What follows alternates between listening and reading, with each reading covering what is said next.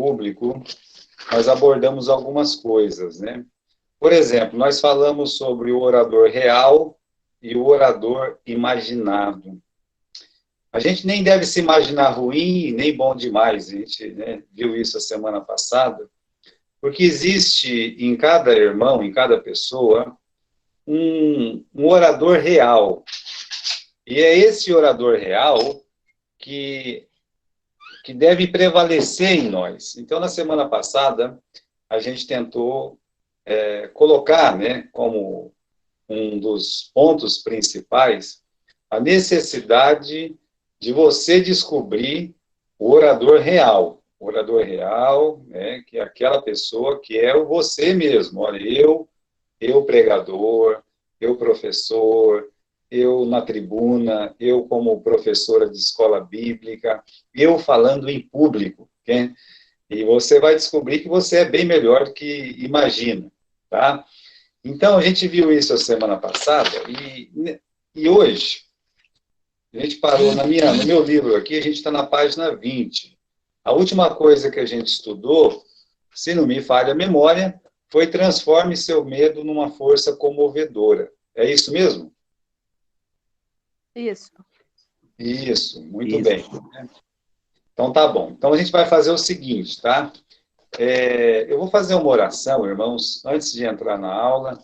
Eu recebi um pedido de oração, é por isso que eu entrei meio atrasadinho aqui, de um irmão de Garça. Ele se chama Osmar, eu não sei se alguém conhece, o irmão Osmar, mais conhecido como Alemão, né? E ele fez uma cirurgia muito delicada do coração.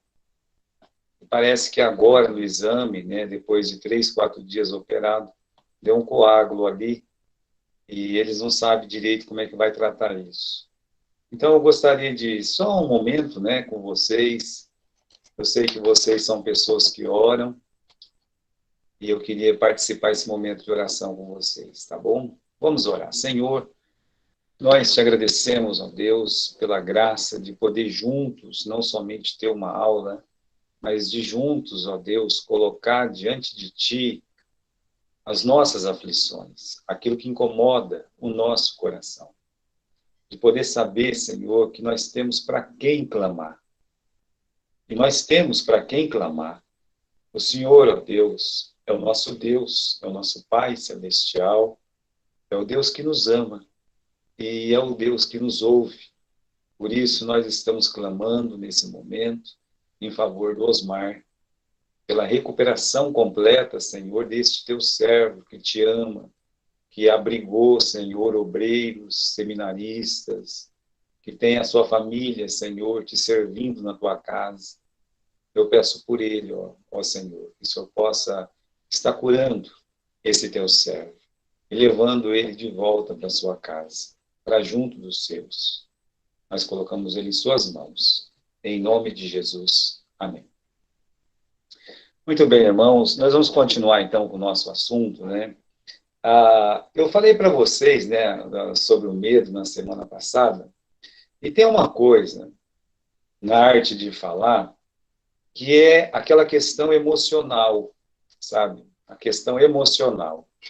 Por isso, aqui no livro, né, tem a página 20, mas você vai ter um título aí que está escrito assim: Cuidado com seus impedimentos emocionais. Será que a gente consegue? Achou, né? Cuidado com seus impedimentos emocionais. Então, agora vamos para a tela ali. Eu vou ler um pouco. Os impedimentos emocionais podem encerrar cedo a carreira de um orador. Não porque ele assim o deseje. Os problemas emocionais devem ser resolvidos, pois se não forem, certamente o orador os levará para o púlpito, fazendo do auditório a sua vítima. Quando eu estou falando desses problemas emocionais, eu não estou falando, por exemplo, de problemas emocionais de um momento para o outro. Por exemplo, eu estou aqui para entrar para dar aula, essa pessoa que pediu oração, a família dela é uma pessoa muito querida minha, correto? Então, quer dizer, eu vou dar uma aula meio abalado, calma, não é assim, né? Não é nesse sentido que existe um impedimento emocional. Não somente por uma vez, mas por mais de uma vez. Eu, por exemplo, eu tive que sair de um velório e ir para uma festa de aniversário. Com o pastor, às vezes acontece isso. Você está numa família que está chorando a dor, essa família às vezes pertence para uma igreja que você foi pastor, e aí você está lá velando uma pessoa, correto? E aí acaba o velório, todo mundo vai embora, e aí a esposa olha e fala, olha, a gente ainda tem que ir lá, né, no aniversário do fulano.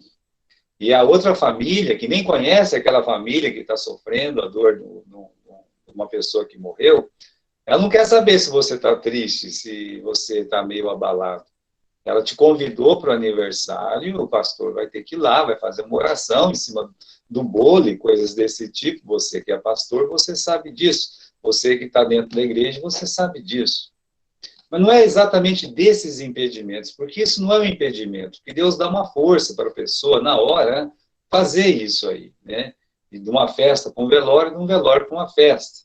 Esses impedimentos emocionais são algumas coisas pessoais, sabe? É mais intra do que extra, sabe? Está mais dentro de você do que coisas que por fora, né, vai te atingir e pode te abalar de alguma forma.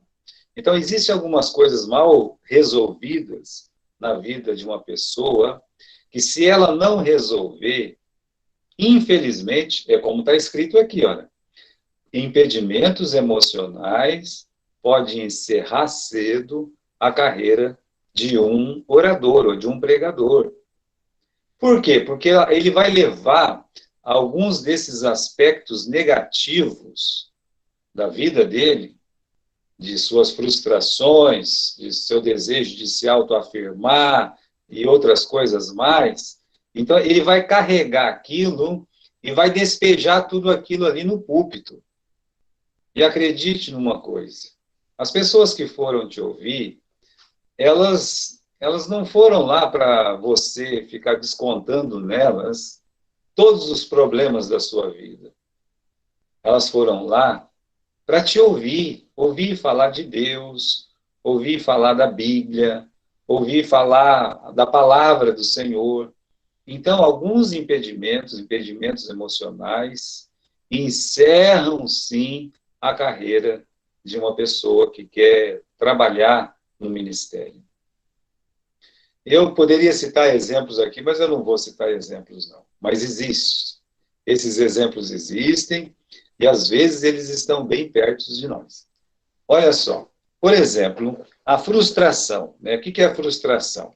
É o fenômeno que ocorre quando o objetivo visado não é alcançado. Né? Uma decepção, você esperava uma coisa e aconteceu outra. Esse objetivo depois se torna motivo de insatisfação e angústia. Por exemplo, o jovem não passou no vestibular e, ao invés de estudar mais, ele passa a criticar a instituição que o reprovou.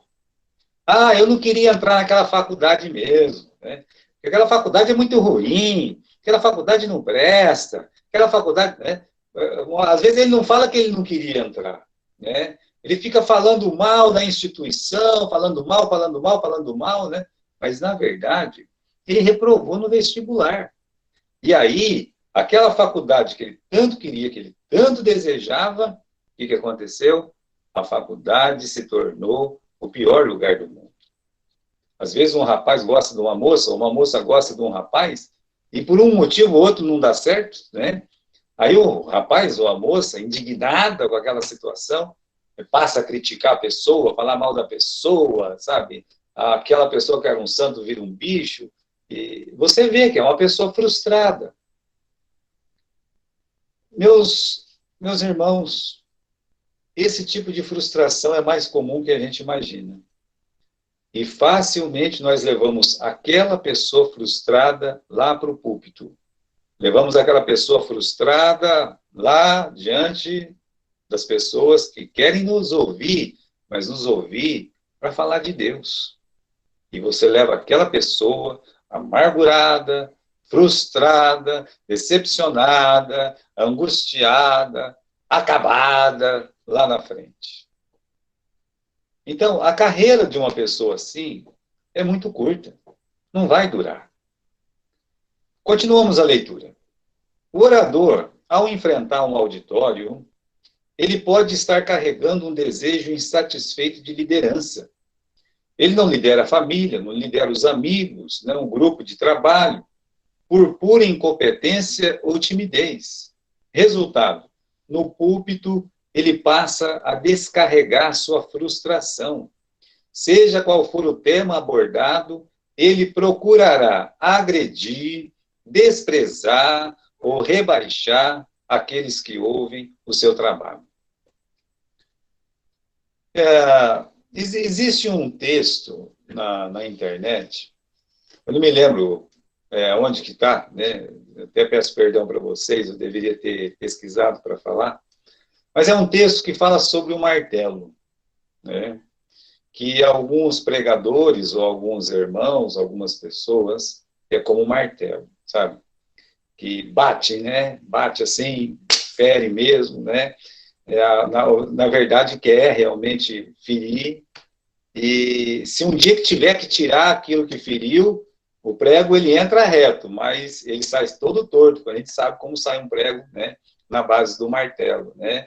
E também não se preocupa se bater errado, né? Bater no dedo, alguma coisa, se vai ferir outra pessoa, se vai machucar outra pessoa. Tem um texto mais ou menos assim na internet, faz algum tempo que eu li esse texto. Mas você pode, por exemplo, na sua casa, como uma tarefa, ver como aquele sujeito abordou esse assunto. Eu gostei muito na época, né? Porque eu vejo que é uma verdade. É uma verdade quando se fala de oratória também. Às vezes a pessoa vai lá na frente, e o que acontece com ela? Ela só agride.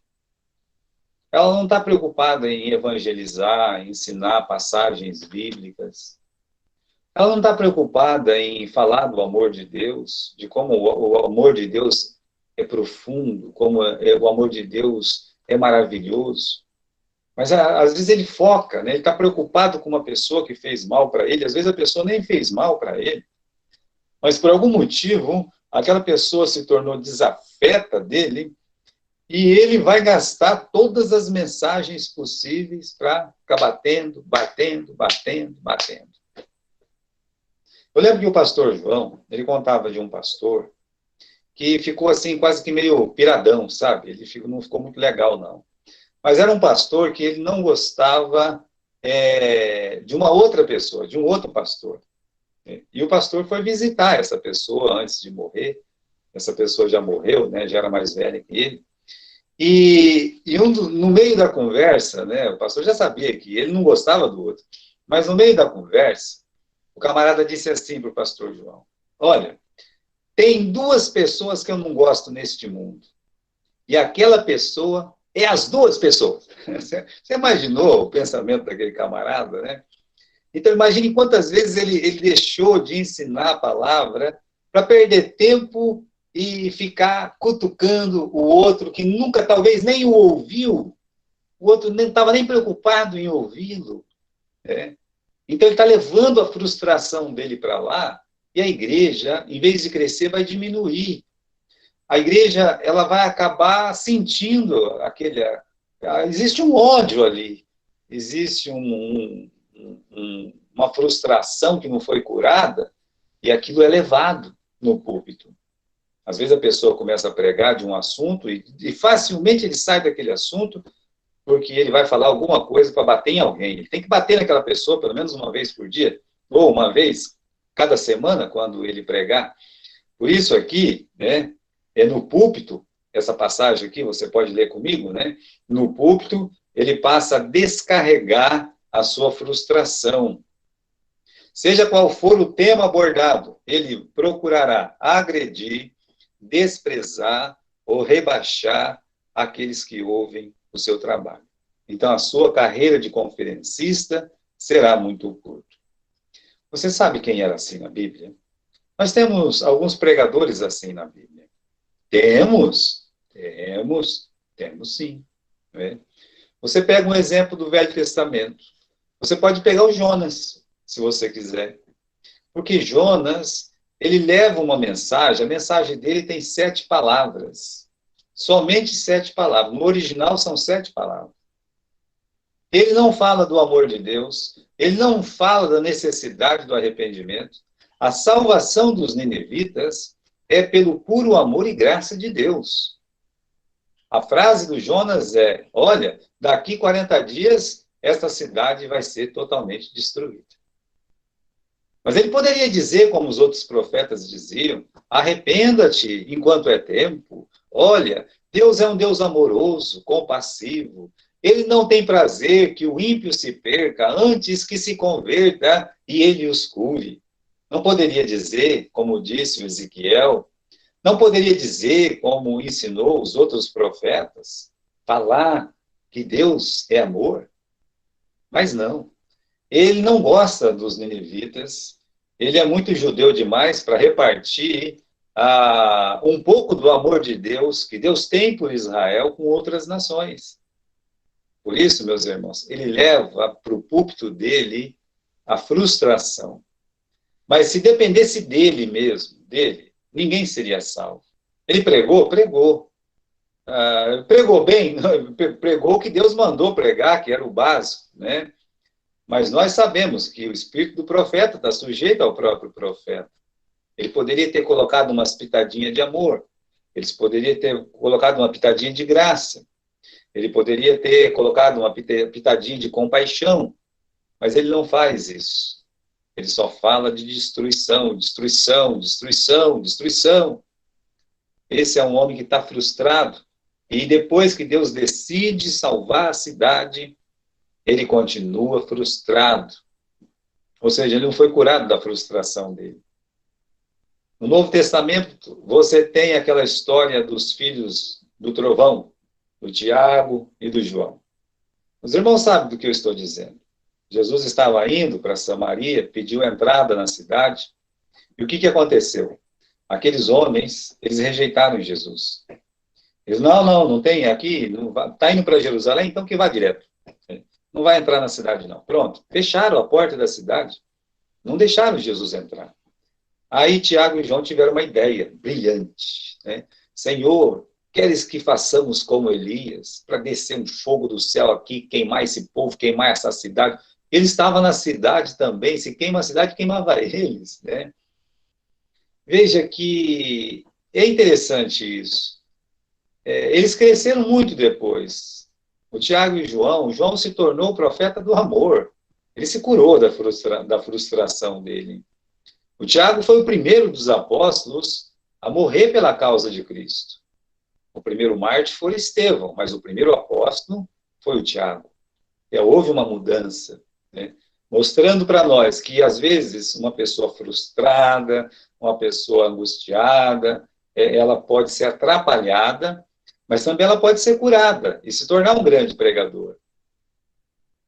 Continuando aí, né? A sua visão de vida distorcida por motivos de ordem particular impede que ele se comunique como deve com aqueles a quem fala. Então, ele deixa que os problemas particulares dele o absorva e ele leva os problemas particulares dele lá para o púlpito ou para a sua sala de aula. Então, uma professora, por exemplo, tem lá 30, 40 alunos. Fui ligar o chuveiro hoje de manhã, deu choque. Fui sair de casa, meu marido brigou comigo, né? Ou a minha mãe me xingou, aconteceu alguma coisa. Vim para cá, bati o carro. Agora eu tenho que dar aula para vocês, suas pestinhas, né? Então, não é assim que funciona. Porque o aluno, ele sai lá da casa dele, coitadinho, imagina uma criança. A professora vem com aquela pressão psicológica, um peso na cabeça, né? E quando ela entra naquela classe, ela não pode se dar o luxo de ser ela, né? Ela tem que ser a professora. A mesma coisa é um pregador, é um pastor. Ele está ali como pastor, como pregador, como aquele que vai trazer a palavra. Então, ele não pode permitir que os problemas particulares o absorvam. Então, a professora chega na classe de aula, ela tem que entender que o aluninho, vamos dizer que o aluninho tem 7 anos, ou até menos, ou um pouco mais. Ele vai passar, as meninas, no meu tempo, as meninas, né, pequenininha, né, elas passavam pelos jardins roubando flores, para chegar na professora e dar uma flor para a professora. Então, as professoras são amadas. Os alunos saem da casa deles, esses infantes, eles saem para demonstrar amor também pela professora. E ela entende. Por isso as professoras, né, são bênçãos de Deus, elas têm que se transformar ali, naquela mesa, naquele quadro. Ah, eu ganho pouco, ninguém entende, eu estou uma escrava, a diretora cobra muito. Tudo isso acontece. Mas o mais importante para a professora deveria ser o seu público, que são os seus alunos, que a amam, que desejam bem para ela. A mesma coisa no pregador. Aqueles irmãos não te odeiam. Uma vez eu saí da casa de um pastor e o que aconteceu, né? Um dos elementos do lar disse assim: toda a igreja odeia o pastor. Aí eu disse: a minha igreja não me odeia. Eu disse: a minha igreja não me odeia. Pode ser que porque eu cometo alguma falha, passo uma decepção grande para eles, mas não quer dizer que eles me odeiam. Ele pode estar triste comigo, mas eles não me odeiam. Pelo contrário, eles podem estar mais prontos para me perdoar do que para me condenar. Então, o pregador ele não pode pegar os problemas particulares, especialmente a frustração aqui, e descarregar na cabeça das pessoas. Ele não pode fazer isso. Facilmente, um membro da igreja, ele identifica que o pregador, em vez de pregar, ele está vociferando insultos, né? Está lá derramando palavras duras que não é nem para eles, ele sabe que não é para eles. Então, não leve as suas frustrações para o púlpito. A frustração é um dos mais sérios bloqueios emocionais na arte de falar. Eu vou repetir essa frase. A frustração é um dos mais sérios bloqueios emocionais na arte de falar. Peça perdão a Deus pelo seu egoísmo, pelas suas fraquezas, pelo seu descontentamento. Perdoe aqueles que te magoaram no passado. Se um irmão da igreja te magoou, se um irmão falou alguma coisa, você vai descarregar isso nos outros 30, 40, 50 que estão lá para te ouvir. Os outros vão ter que pagar a culpa porque você foi ofendido por um. Bem, o pastor Rubens Lopes, ele foi o príncipe dos pregadores, tá? Pastor Rubens Lopes foi o príncipe dos pregadores. E aqui é uma outra tarefa para você. Você pode marcar aqui, ó.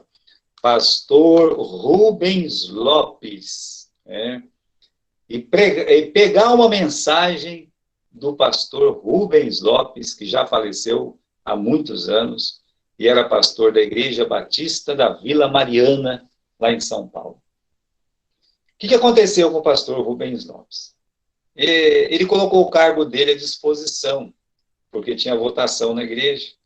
E ele fez um desafio. Ele diz: olha, eu só vou aceitar ser pastor novamente se for unânime, se todos me quiserem. Se um não me quiser, eu não vou ser mais o pastor dessa igreja.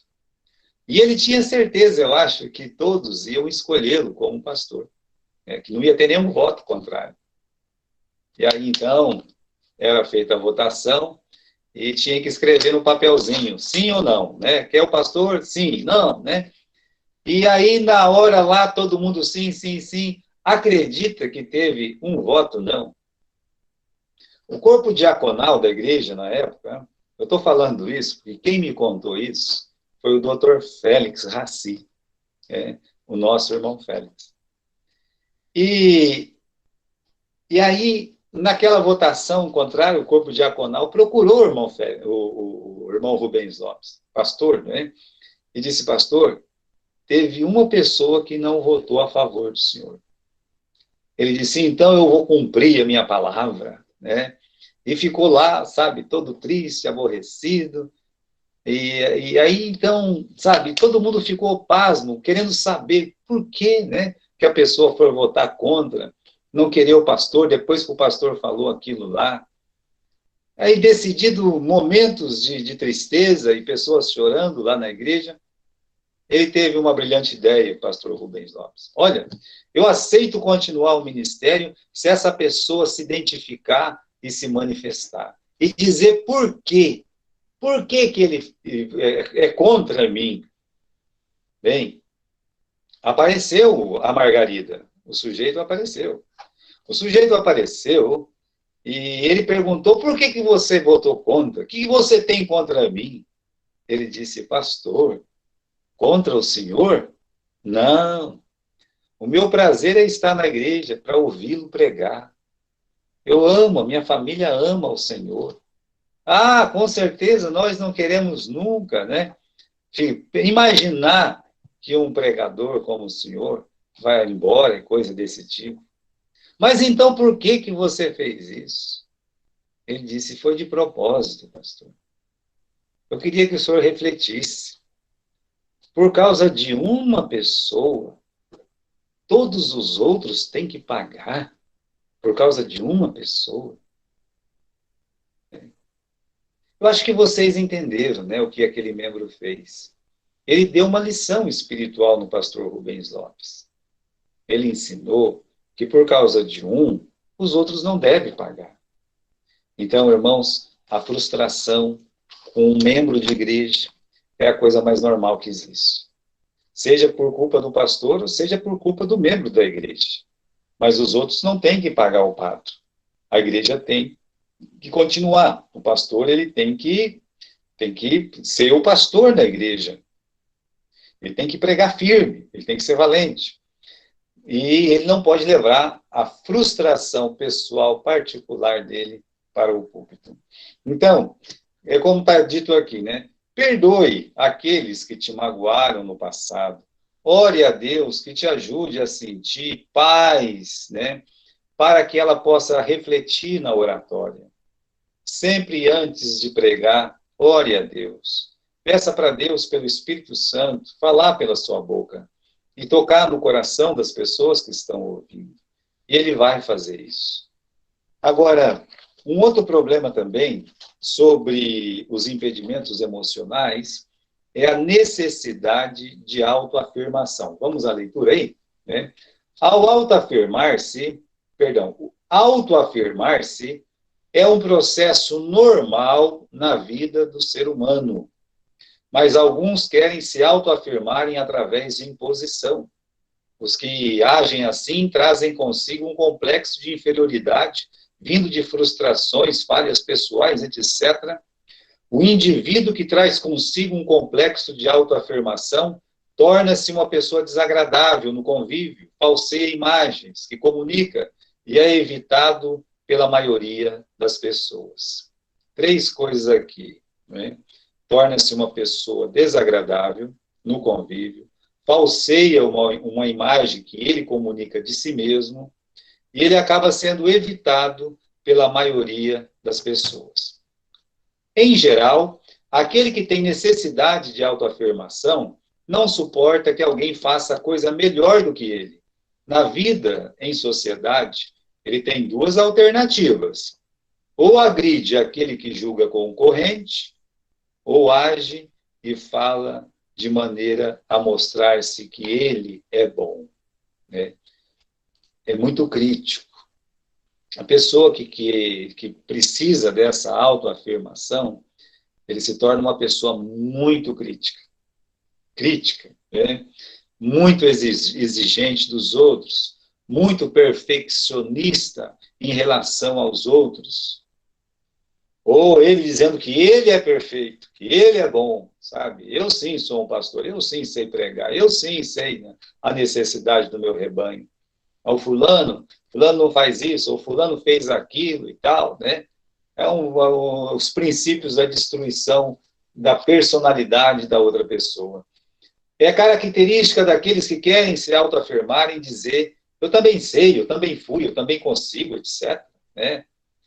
Se alguém elogiar um outro pregador perto dele, ele fala, eu também faço isso. Né? Olha, aquele pregador, ele ama muitas almas.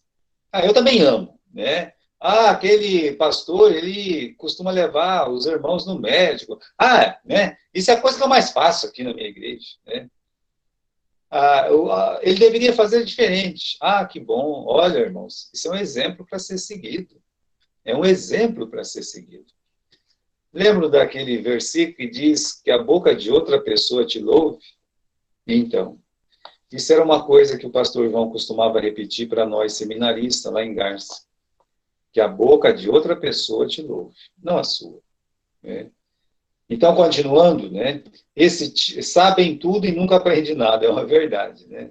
São sabidores demais, mas não aprende, não tem paciência para aprender, porque está sempre falando, né?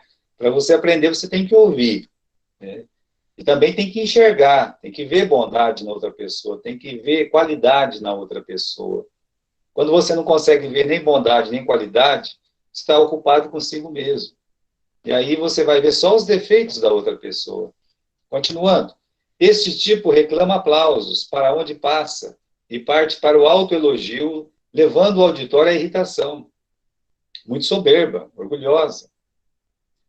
Como não consegue a atenção do público com a arte de falar, quase sempre é preciso exigir a atenção do auditório, e este certamente o repudiará. Exigir a atenção do auditório. Olha para mim! Se lá no púlpito a gente tiver que dizer para a pessoa, olha para mim, a não ser que é um caso específico, tá? A não ser que é um caso específico. Por exemplo, todo mundo está ouvindo a palavra, né? Eu acho que os irmãos que conheceram o pastor John, a gente ia para o acampamento e principalmente nos acampamentos de Varpa, que ele pregava todo dia de manhã, acontecia coisas interessantes. A molecada ficava com frescura à noite, aí chegava e ficava com sono de manhã, né? Então, dava aquele cochilo, assim, né? Eu, por exemplo, esperto, eu sentava no meio de todo mundo, tentava sentar atrás do Jorjão, que era bem grandão, aí ninguém me via, né? Mas a molecada lá, tal, né? Tinha uns que gostavam de sentar na frente, e de repente dava, assim, tipo uma cochiladinha, assim, sabe? E o pastor João, quando sentia que ele dava aqueles tapas, dava um tapão assim no púlpito, sabe? Pá, né? Dava aquele tapão no púlpito que a pessoa fazia assim, né? Olha, eu não estou dizendo isso.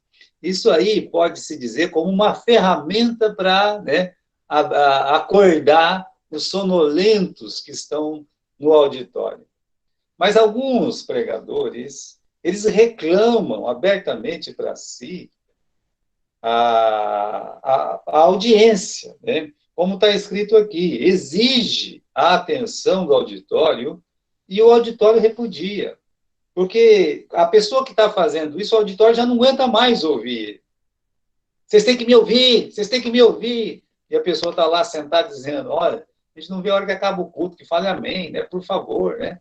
E estão orando para acabar logo o culto, por incrível que pareça. Uma coisa chata, mas às vezes acontece. Né? De tão desagradável que o pregador ele se torna no púlpito. Nunca devemos exigir a atenção dos ouvintes, nunca. Mas nós devemos conquistá-la com uma oratória eficaz e brilhante. Alguns pregadores, realmente, eles têm, meus irmãos, eles têm essa oratória eficaz, eles têm uma oratória brilhante.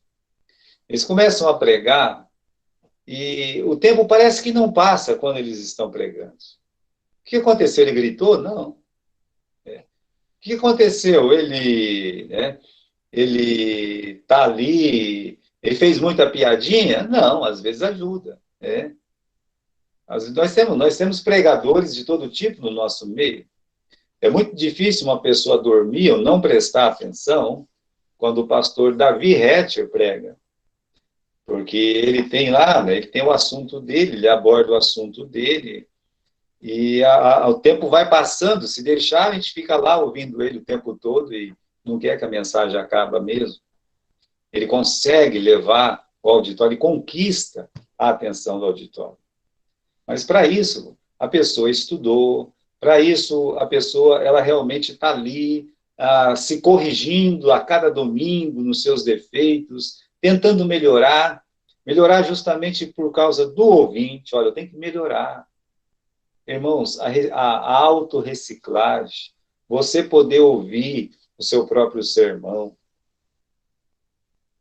O pastor João, lá em Garça, ele tinha uma câmera, uma V8. Na época chamava V8. E quando a gente ia fazer a nossa pregação, ele filmava. Hoje está fácil, todo mundo filma todo mundo, né? Mas naquele tempo, você ficar na frente de uma câmera, você tremia de pé a cabeça. Né? Era uma coisa horrível. Era, sabe, era assim, 10 minutos que parecia 10 horas, de tão duro que era ficar lá.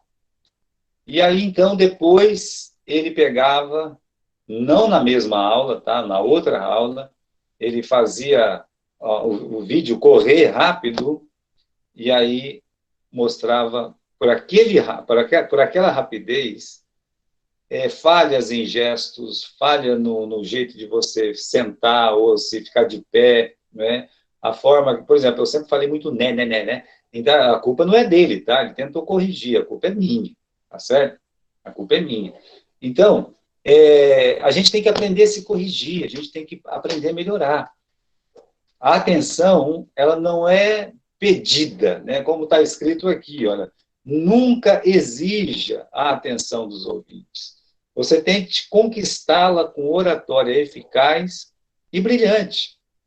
A própria pessoa ir lá na frente com simplicidade, ela estudou o assunto, ela vai nos seus pontos, ela transmite os pontos, aquilo já vai ser eficaz, e se não for brilhante, vai ser bem claro, tá? Já vai ser importante. A autoafirmação é o seu problema? É? Você quer se autoafirmar?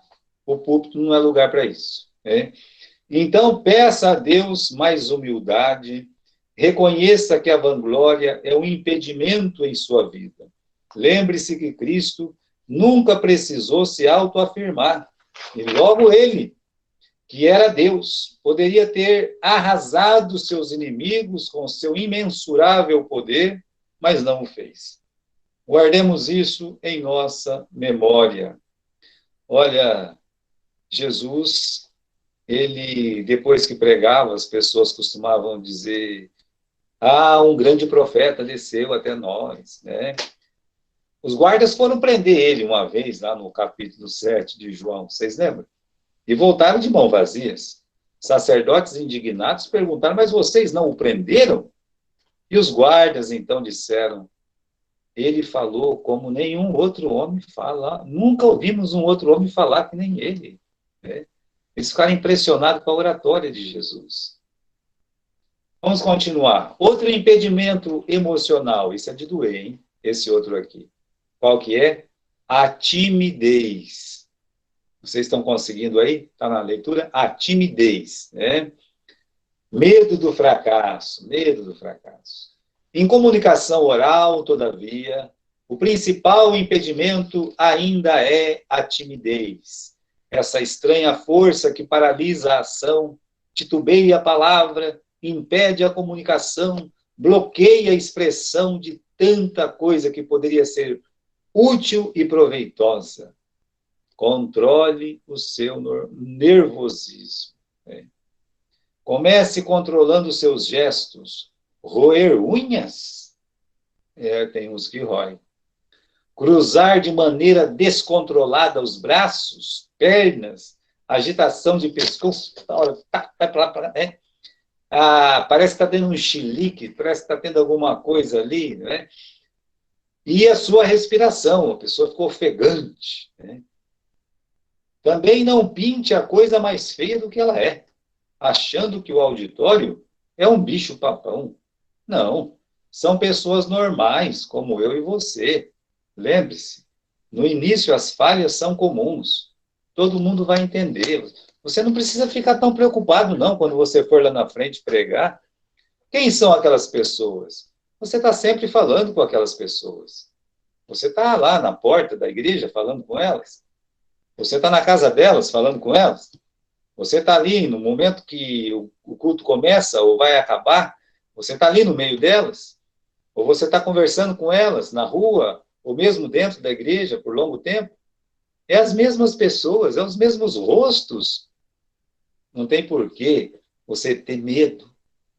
A timidez é um impedimento forte.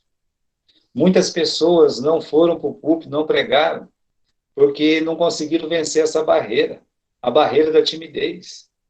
Lembre-se, essas pessoas são pessoas comuns. Aquilo que nós já estudamos. Você quer falar, lembra? Você quer falar. Eu sei que você quer falar. Elas querem te ouvir, é verdade. Sabe que você não sabe muita coisa, se você estiver começando. E aqui vai, né? Já há mais de 30 anos pregando, eu não sei muita coisa. E às vezes lá no púlpito eu me sinto um pouco tímido também. Cada igreja que eu vou, se for diferente, você sente aquele frio na barriga. Mas Deus vai te ajudar. Então, olha, não permita que a timidez seja um impedimento. Então vamos para essa pergunta aqui, olha. Como preparar-se para enfrentar o púlpito? Como a gente deve se preparar, né? Realmente não é fácil. Como disse, a timidez, ela é dura, né? Mas aí você passa por aquele momento da timidez, você consegue chegar lá na frente. Então, como preparar-se para enfrentar esse momento? Vamos à leitura aqui, né? A apresentação não começa no púlpito. Não, não. A apresentação não começa no púlpito. Antes mesmo de você pronunciar a primeira palavra, o auditório já estará observando atentamente todas as suas atitudes, verificará suas reações quando estiver sentado e identificará seu jeito de andar, se você é tímido ou seguro, e até mesmo o tipo de roupa que resolveu usar para a ocasião. Você está ali, olha, quem vai pregar hoje? Quem vai pregar hoje é o Gilberto. Está todo mundo olhando para o Gilberto. Todo mundo. Olha, se ninguém estiver olhando para você, na tua cabeça, todo mundo está olhando para você. Então já vai com isso na cabeça, né? Sim, está todo mundo olhando para mim. Então, não fique aí, né? Roendo unha, mexendo cabeça, cruzando o braço, cruzando perna para um lado para o outro toda hora, né? Então, veja lá, você tem que atentamente, perdão, você tem que entender que eles estão atentamente te observando, né? Tudo que você está fazendo. Eu, por exemplo, né, eu vou numa igreja que eu não conheço, mas até uma igreja que eu conheço, na minha igreja é assim. Na minha igreja eu fico na porta antes do culto e depois do culto. Eu quero ver a cara das pessoas que estão chegando, eu quero ver a cara das pessoas que estão saindo. Eu aperto a mão de todo mundo. Quando eu não sou o pastor dessa igreja, eu vou para uma outra igreja, eu entro na igreja, eu faço questão, se eu não chegar atrasado, é claro, né, de cumprimentar todas as pessoas, independente, se estiver na esquerda, se estiver na direita, se for novo, velho, quem for, eu vou passar, eu vou tentar, vou pelo menos tentar, né, cumprimentar todos os ouvintes. Isso me ajuda muito quando eu vou lá para frente. É uma espécie de quebra-gelo. Eu já vou conhecendo as pessoas. Eu vou vendo que uns estão com a cara fechada, outros são mais alegres, né? Então, na hora que eu estou pregando, em vez de eu ficar olhando para aquele que tem a cara fechada, eu prefiro olhar para aquele que está mais alegre, né? Já vou descobrindo como são as pessoas também. Aí, todos querem saber como se comporta aquele que terá a missão de lhes transmitir a palavra. Antes de falar, fique observando detalhadamente tudo o que ocorrer no ambiente.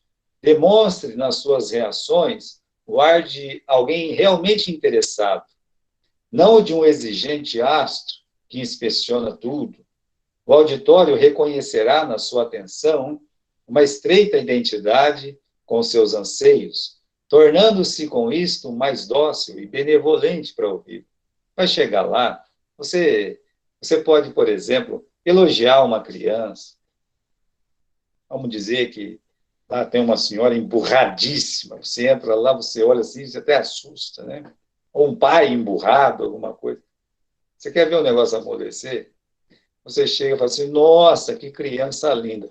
Pode ser um fiotinho de cruz crepe, tá? Mas você tem que elogiar aquela criança. Então, vá lá, elogie e diga uma coisa, né? Você vai conseguir fazer com que a pessoa seja dócil e benevolente. Então, a sua oratória não começa quando você está lá no púlpito pregando. Você é um deles. Você é um deles que está ali. E você pode ir conquistando essas pessoas até mesmo antes de pregar. Você pode conquistar, olha, se você sabe que uma igreja ela é mais tradicional, mais conservadora, por que você vai se atrever de vestir uma camiseta cheia de florzinha amarela, cheia de bandeira do Brasil e coisa e tal? Ou não faça isso, né? O que custa você colocar uma camisa, uma gravata, ou às vezes, se precisar, um paletó? Ah, pastor, eu não vou me dar o luxo de fazer uma coisa dessa, né? Eles têm que me aguentar, eles têm que me ouvir. Calma lá, isso é autoafirmação. Não é isso que você quer. Você quer que o seu público te ouça, não quer? E até a roupa que você usa pode ser um impedimento. Pode te impedir de conquistar aquele coração. Se uma criança estiver fazendo barulho, se uma criança estiver fazendo uma coisa assim, se você maltratar uma criança ali na frente, você pode perder a família toda. E dependendo da igreja, você perde metade da igreja. Veja só. Então, a gente tem que ter muito cuidado. Você não começa lá na hora pregando e para conquistar as pessoas. Você vai conquistando as pessoas, seja sentado, seja em pé, seja quando você sobe lá na tribuna, né? É assim. Olha, vamos continuar. Demonstre nas suas reações o ar de alguém verdadeiramente interessado. Você tem que mostrar que você está interessado por aquelas pessoas. Agora eu digo uma coisa. Eu nunca vou pregar numa igreja, ou seja, na minha mesma, que eu não esteja interessado nessas pessoas. Eu tenho o maior prazer de pregar a palavra de Deus para qualquer que seja. Se eu entrar numa igreja e tiver 3 pessoas, eu vou pregar como se eu estivesse pregando para 300. Né? Se tiver 300 pessoas, eu vou tratar do mesmo jeito que eu trataria as 3. Eu tenho que me interessar, aquelas almas têm que ser importantes para mim, tem que ser importante para você. Quando aquelas pessoas são importantes, então você vai entender, olha, é bom eu me preparar, eu tenho que fazer alguma coisa para ela atrair a atenção dessas pessoas. Não é atrair para ser um showman, não, atrair para elas ter gosto de ouvir o assunto que você vai abordar. É por isso que você está querendo conquistá-los. Não é conquistar para você, o pregador, mas conquistar para a mensagem que você vai trazer. É para isso que serve esse momento preparatório. Não, se você acha que é um showman, vá lá, conta meia dúzia de piada, todo mundo vai dar risada. Né? Mas a igreja não é assim. O pregador não deve fazer isso. Então vamos continuar aqui. Né? Essas observações preliminares ainda irão proporcionar-lhe a possibilidade de descobrir boas circunstâncias que poderão ser utilizadas na apresentação, o que tornará mais interessante, considerando que possuirá no conteúdo fatos nascidos espontaneamente diante da assistência. E às vezes acontece isso. Lá no meio, quando você está chegando, vendo as pessoas, ou uma criança, um adulto, um senhor de idade, né? A pessoa chega, conversa com você, você pergunta, faz tempo que o senhor é dessa igreja, irmão? Ah, faz quase 70 anos, né? Ah, você se espanta, fala, mal louco, né? Praticamente nasceu na igreja, se tiver 70 anos, né? Ele vai dizer, né, que ele praticamente nascia ali. E você pode usar ele de exemplo, você entende? Então, você pode usar a seu favor essa entrada, né, preocupada com o seu auditório. Vamos continuar aqui, né? Além disso, conquistará maior relaxamento das tensões que sempre nos pressionam nessas oportunidades. Você já tendo esse quebra-gelo com eles, você vai mais leve lá para o púlpito. Você vai leve, tá? E eu espero que você sempre vá muito leve lá para o púlpito. Agindo assim, não haverá tempo de se preocupar com frases preparadas para a sua exposição. Começar não é fácil, quando você está lá na frente. Principalmente uma igreja que você não conhece. Então, começar não é fácil. Vamos pegar um exemplo da Bíblia. Vamos ver se a Bíblia fala sobre isso mesmo. Olha aqui. Paulo se valeu do ambiente em muitas ocasiões. Em Atenas, sua observação aos altares proporcionou-lhe uma mensagem magnífica entre os gregos. Ele estava lá esperando que os outros amigos de ministério, que o Silas e o Timóteo chegassem para ajudá-lo. E ele estava lá em Atenas esperando, né, os dois chegarem, mas ele não aguentou, porque ele olhou para a cidade, uma cidade perdida, uma cidade idólatra. A palavra de Deus diz que ele ficou constrangido, que doeu no coração dele ver aquela cidade tão entregue à idolatria. E ele então começou a pregar, né? Alguém olhou para ele e disse, ei, o que você está pregando aí? Ah, estou pregando Jesus, a ressurreição de Jesus. E alguém disse, ele está pregando Jesus e a ressurreição, né? Uma outra pessoa chegou e disse, ei, você não quer pregar lá no Areópago? Aonde? É o templo, é o panteão, né? É o lugar onde só tinha deuses, e mais, e mais, e mais, e mais. Ele foi, ele sabia o que era aquilo lá. É como se você fosse convidado para pregar numa catedral metropolitana, com todos os ídolos ali, coisa e tal. Eu não iria, eu iria. É, eu iria. Agora, aí você chega lá, como Paulo chegou, naquele panteão, e ele foi olhando, lá tinha uma estátua dos Zeus, lá tinha uma estátua do Minerva, lá tinha uma estátua do Hércules, lá tinha mais, né, os deuses gregos estavam todos ali. E aí, então, ele encontrou um altar que não tinha Deus.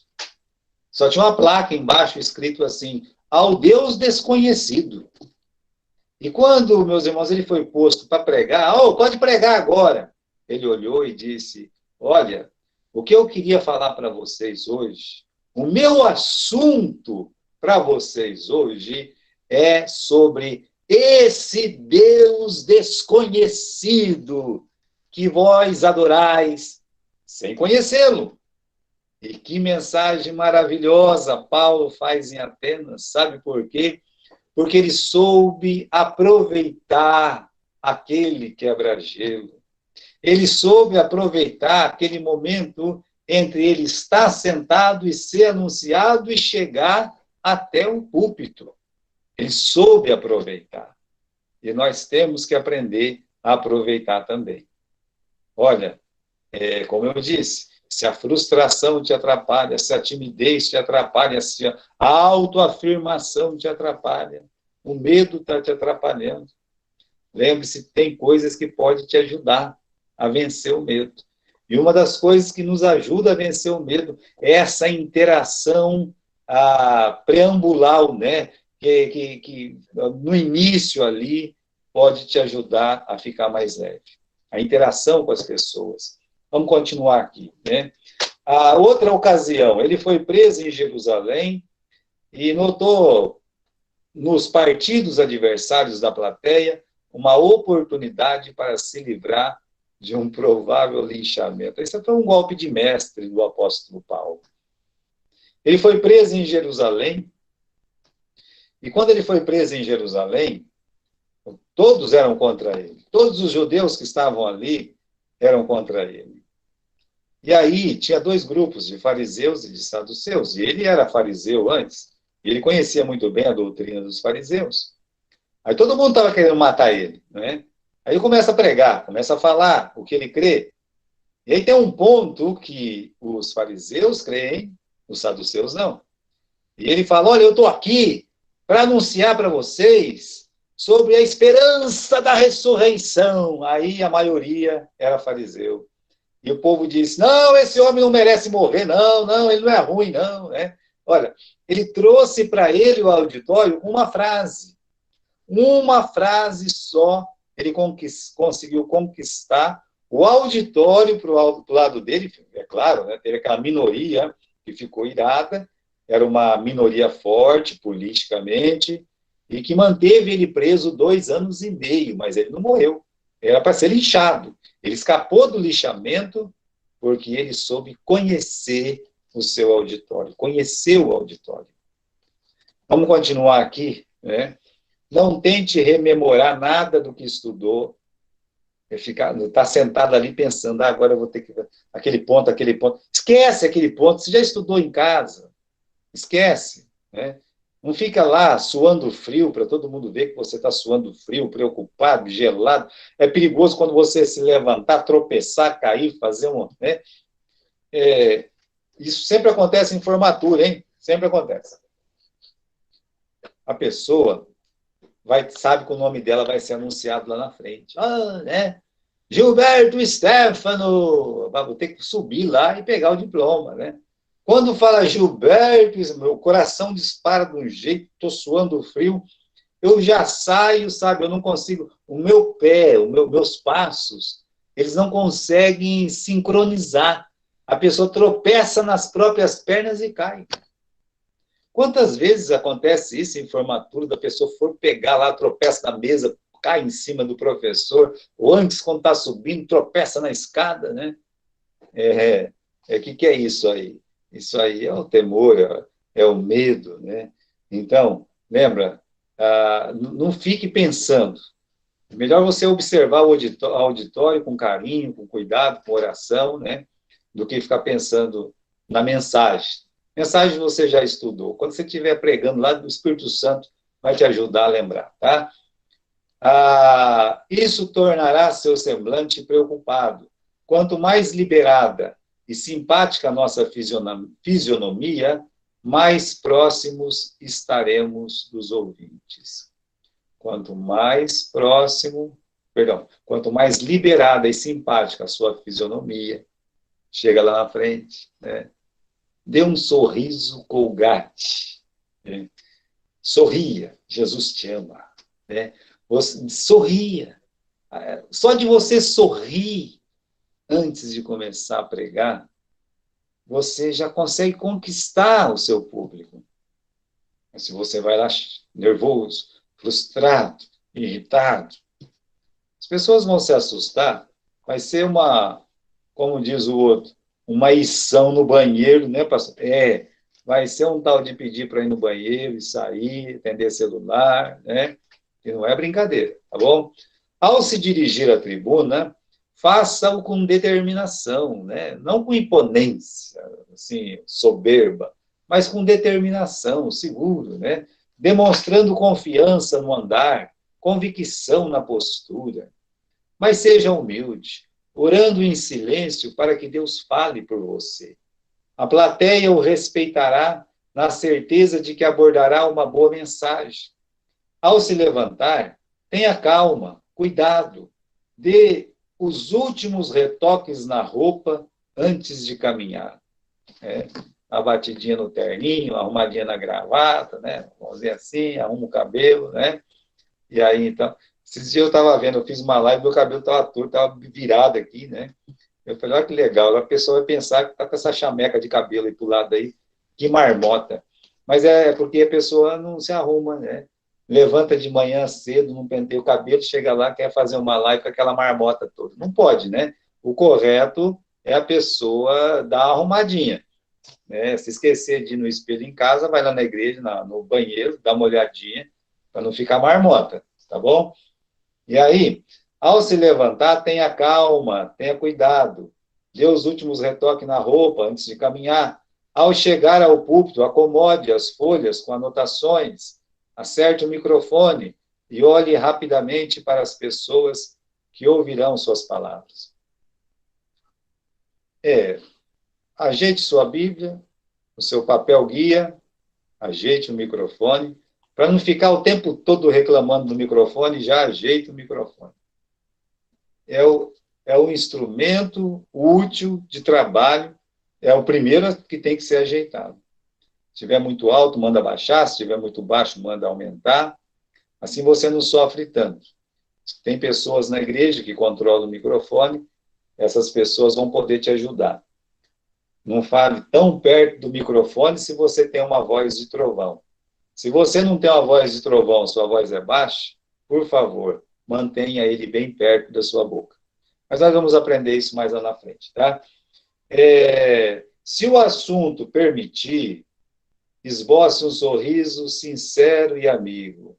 Tudo certo. Pode começar a falar. Você está pronto. Né? Encarando o público. Deve o orador apresentar-se limpo, tome banho. Cabelos cortados sempre que puder, né? Pelo menos uma vez por mês. E penteados, tá? Cabelos penteados.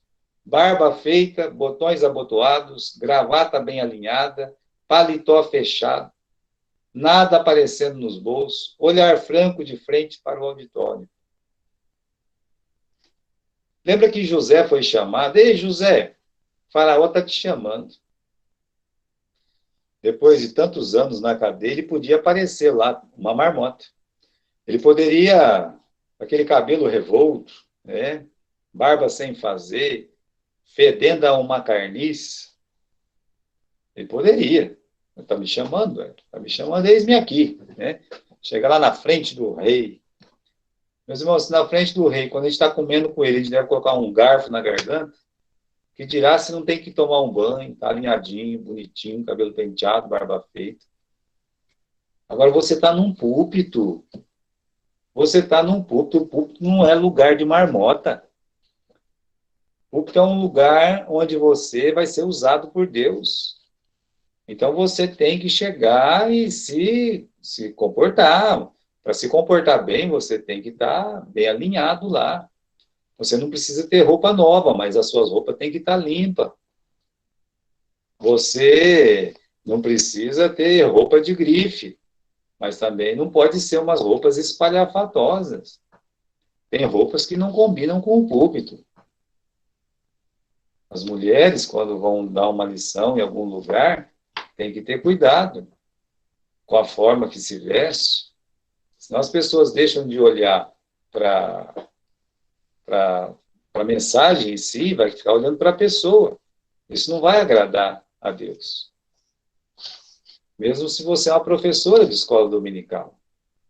Há de se ter um comportamento com roupa, ou a forma que você se senta, a forma que você se mexe com os braços. É preciso ter atenção para tudo isso. O pregador também. Para que ficar usando roupa tão apertada lá na frente? Não é bom isso. Isso não agrada a Deus. A postura para os homens deve ser semi-militar. Semi-militar numa posição de descanso. Os pés ligeiramente afastados em posição de descanso militar. As senhoras deverão sempre ter um dos pés à frente do outro, como se estivessem equilibradas no arame esticado. Estas simples recomendações ajudam a afastar o medo inicial. São coisas que a gente vai aprender lá na frente. Tá? Eu citei o exemplo de José, mas também nós temos o exemplo de Esther. Estão lembrados de Esther? Ela era rainha.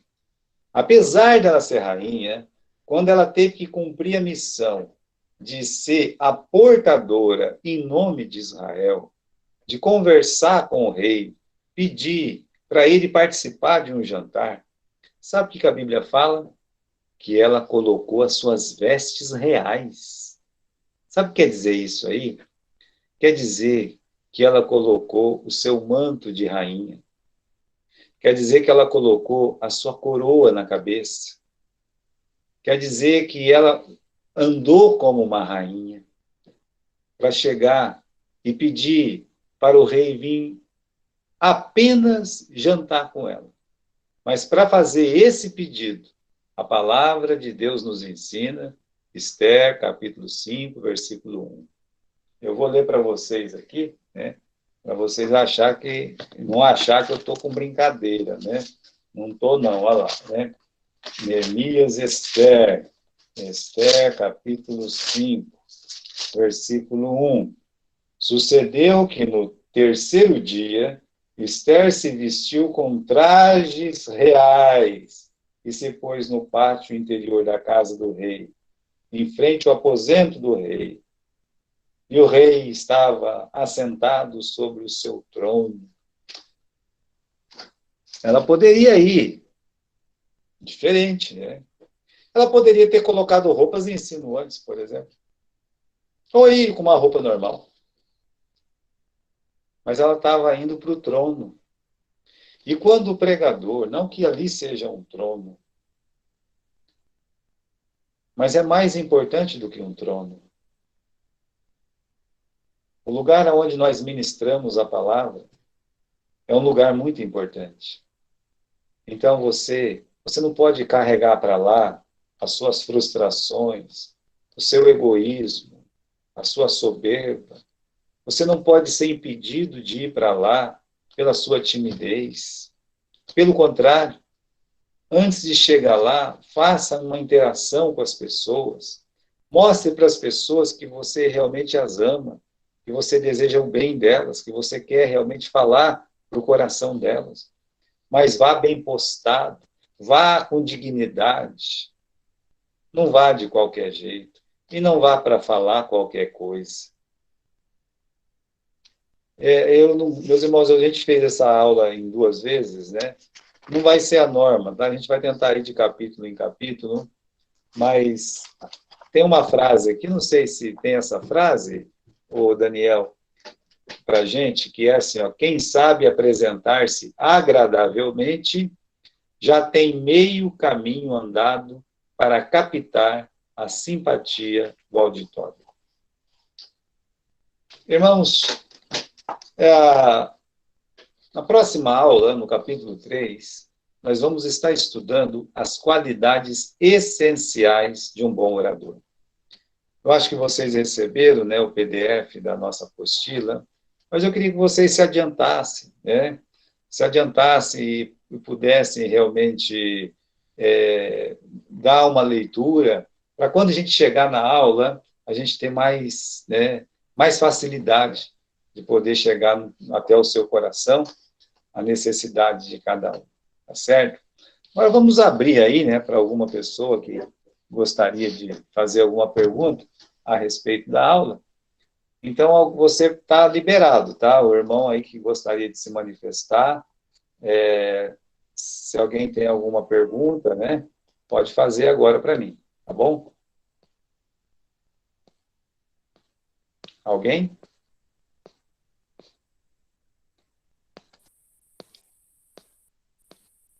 Ok. O Valber, tem alguma pergunta, Valber? Não, pastor.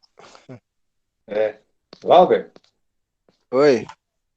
Você é da onde, Valber? Tô no telefone, mano. Você é da onde? Por aí. Você é de Uraí? Isso.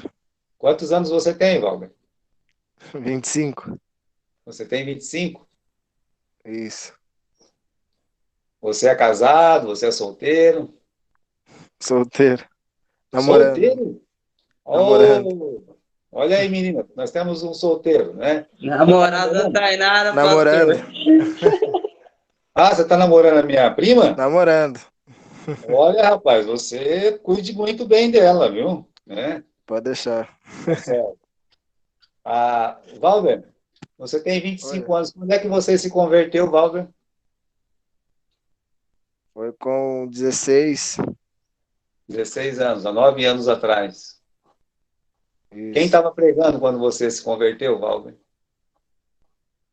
Foi o Júnior. O Júnior? Ó, um amigo, Lembra então. que foi pro Japão? Ah, pode ser que eu lembro dele, assim, eu tenho que ver. Se eu ver o rosto, eu lembro de todos vocês. Por nome fica difícil, né? Talvez por rosto é mais fácil para mim, né? Muito bem, Valber. Tá vendo? Você fala bem, Valber. Você tem que treinar. Você já está pregando aí na igreja de Uraí? Já pregando encontro jovem uma vez, mas na quarta-feira também, mas bem pouco.